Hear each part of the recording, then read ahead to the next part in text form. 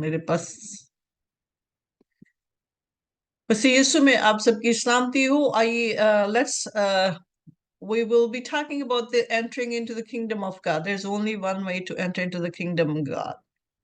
The Lord Jesus Christ, who is the kingdom of God and who was on to the earth to bring us into the kingdom of God, because God loves for us. Nobody explained his love. Love for us is there forever, for eternity. That he loves us so much, he wants us to be saved, and he wants us to come into there and experience and drink the water from it, and then how we can be his children. Because before there's a procedure, we have to go through the procedure before we get into the. Nobody can enter into the kingdom of God unless they go through the procedure. I said already many times, and then I have given a one sermon that we have to the Paulus Rasul. The scripture was from Paulus Paul, that we have to be born, we have to live our life through the Spirit, which is the Spirit of God, because we cannot live our life full blown. Because without the Spirit, our life is uh, very restless. Like, our spirit is in the dark, our mind and souls in the dark. So that's why God took responsibility. He's responsible for our birth. He's our Father, and He wants to make sure that we live a life, because He's a life giver. And staying with Him, entering into the kingdom of God, everything we have the life unless we enter into the kingdom of God. As John 3:5, the scripture was on to the banner as John 3:5, Jesus answered, "Very truly, I tell you, no one can enter the kingdom of God unless they are born of water and the Spirit." And we see the waters and the Spirit is all a center figure for the kingdom of God. And the Spirit filled people, they know the plan of God, and then they live by the Spirit, and they are strong in the body and mind and soul, because God is Spirit and we have to live by Spirit. Jesus Christ, who is the Spirit of God, who was in a body, he was a man and fully God. The Spirit of the Lord was among us. He was in a body for the purpose. So Jesus answered to Nicodemus. This chapter is John is talking about the Nicodemus. Nicodemus is coming and asking him questions and telling him that we have acknowledged that you are the one who came from above. You are the one who came from God. But before that, I say, let's read the God purpose of the God. In the heart of the God is that He always wants us to be cleansed first before He wants to see our face. Because we know that the sinner cannot stand before God unless they are cleansed and unless their sin is atoned and sins are forgiven. And Jesus and the Father is saying through the prophet of Ezekiel 36:25, "I will sprinkle clean water onto you and you will be clean. I will cleanse you from all your impurities and from all your idols." Because we live we have a life, we live in a life which is abomination in the eyes of God.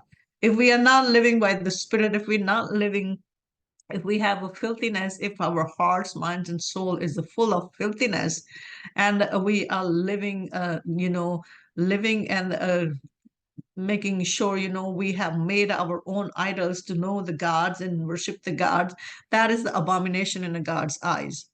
When we live by own will, not by the will of God, which is He wants us to be cleansed and free from all the adulteries and all the impurities, the immoralities, sexual immorality, and the characteristics of the darkness. When we have in that, we are not acceptable in a God's eye. And the God who is a pure, who is a holy, He wants His believer who wants to live with Him and enter into His kingdom. They have to purify first. They have to be cleansed first.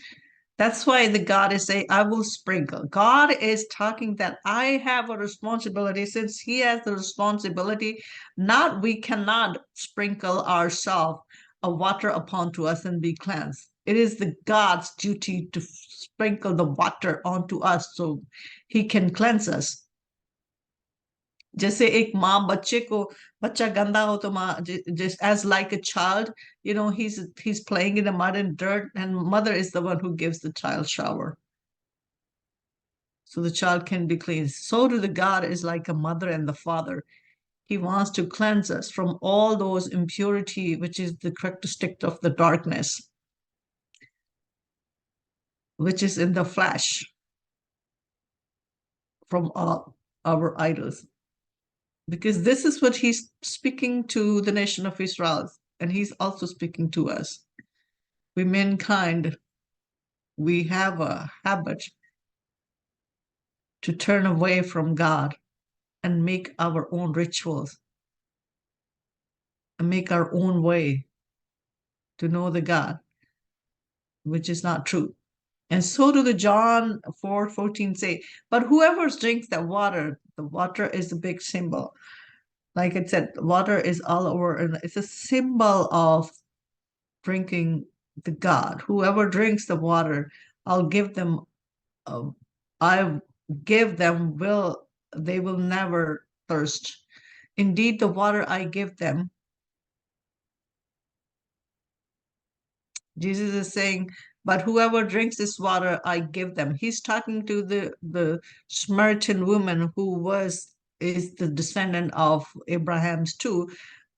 As I said, distinguished that the Samaritan people was the 10th tribe of nation of Israel, which was separated from Judah and the Benjamin. The nation of Israel was divided into two kingdoms. Those Samaritan is called the children of God, but they are belongs to the kingdom, 10 the kingdoms, which is the 10th tribe.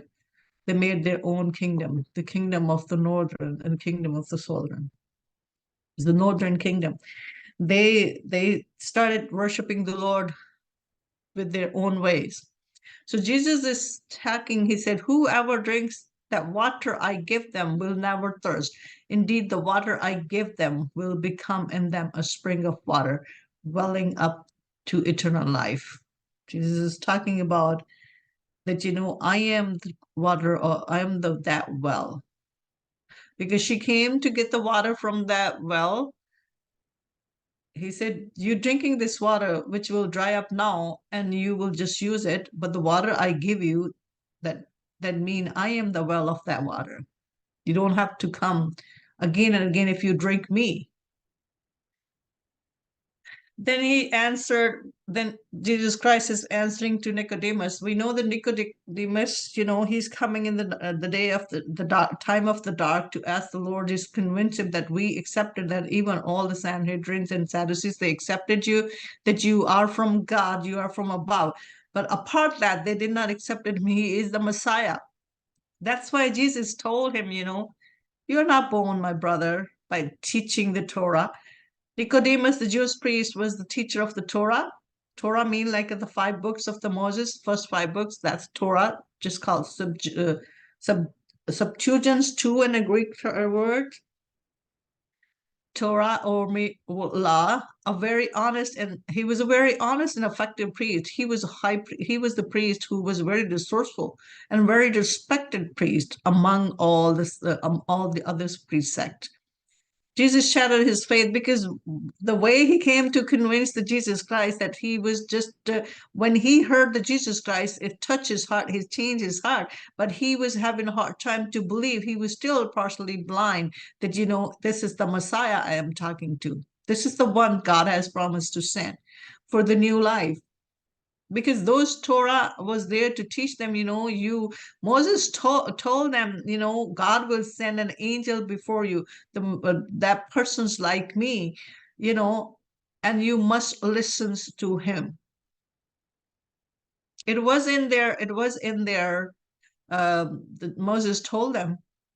I don't know but I know what Moses said to them. He said that the God will send an angel before you. You better listen to him. I will send my angel before you. You better listen to him.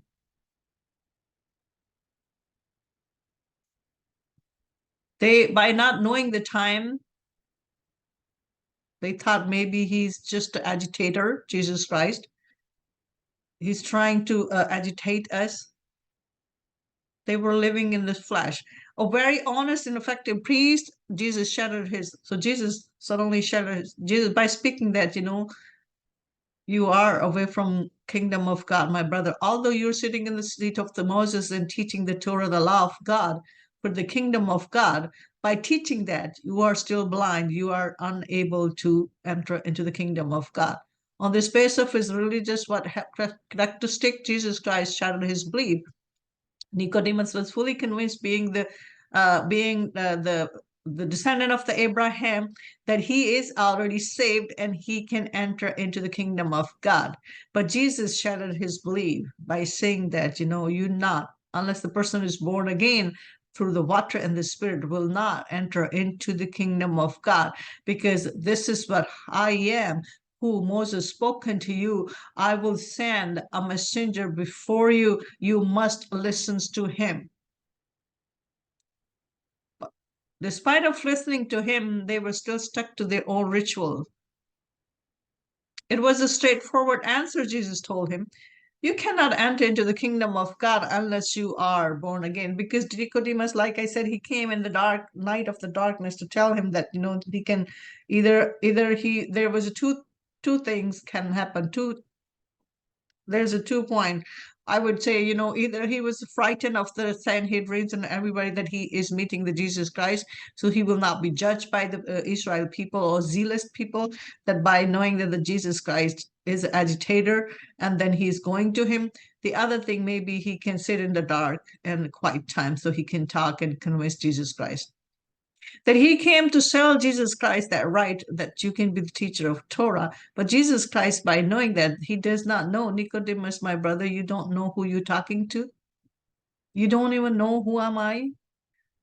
That's why Jesus Christ told him, straightforwardly, you cannot enter into the kingdom of God unless you are born again. Only a new birth gives assurance. Like it said, there is no way for us to enter into the kingdom of God by just reading the Torah and doing those ritual things unless our heart minds is changed. What is worth living in the spirit, which give us a revelations, and knowing Jesus Christ, which give us a revelation, give us a surety, and keep us safe and protect us for those ritual things. Only a new birth gives assurance that you can enter into the kingdom of God, instead that we were being taught. Because my brothers and sisters, those ancient Israel, they were taught, some of the priests, they were teaching them, make sure nobody go into the hell. That's why they were just putting a law into their minds, and they were reciting the law all the time. And that law recitations did not keep them away from the kingdom of God. That was there, because that's abomination, that was adultery, that they set up their own way to worship the God by sacrificing all other stuff other than knowing the deep meaning of what God wants from them. To make sure, they were just making sure, because the teacher of law, they were very strict in to teaching to the people of the Israel, that accidentally will not. They were putting into their mind, they were putting on the verses on their door, they were putting verses on their car. So make sure, even though they are going to work, they have to recite that verse by not knowing the deep meaning of the verse. They were given a surety that, you are being descendant of the children, you have guarantee to enter into the kingdom of God, not other people can enter, because you are the only one chosen nation of God, and you are the special portion of the God, and you have guaranteed being descendant of the Abraham, that you can enter into the kingdom of God. To make sure Jewish, and also the teacher of the law, the Nicodemus was the teacher of law, also was teaching the Torah to people, that make sure nobody go into the hell by accidentally. because they were being taught that Abraham will himself stand in the gate of hell. So you will not make sure you will enter. He will push you back. This much they had a guarantee in their mind. But Jesus told him, you know what? Abraham was from the earth. He didn't come from heaven. I am the one who came from heaven. And I'd go back to heaven. As sisters say, there's only one person who came from heaven down. That was Jesus Christ. And there's only one person who went back to heaven. That is the Jesus Christ. Other than him, there's nobody else. Even the Abraham, he was from the earth. God just called him for his service, to be his portion with the plan of salvation. As John 3:31 say, the one who comes from above is above all. The one who is from the earth belongs to the earth and speaks as one from the earth. The one who comes from heaven is above all. Mean like being a descendant of Abraham who was from the earth cannot save you. Only the one can save you, and through him you can enter into the kingdom of God, who comes from above. And I came from above to give you a new life. I give you the assurity of kingdom of God. I am the kingdom of God. Nobody can enter into the kingdom of God unless they come through me. As Jesus is the kingdom of God. So he said that new birth. So he's talking about Jesus is talking about the new birth. New birth means like somebody has to born from above, which come from heaven.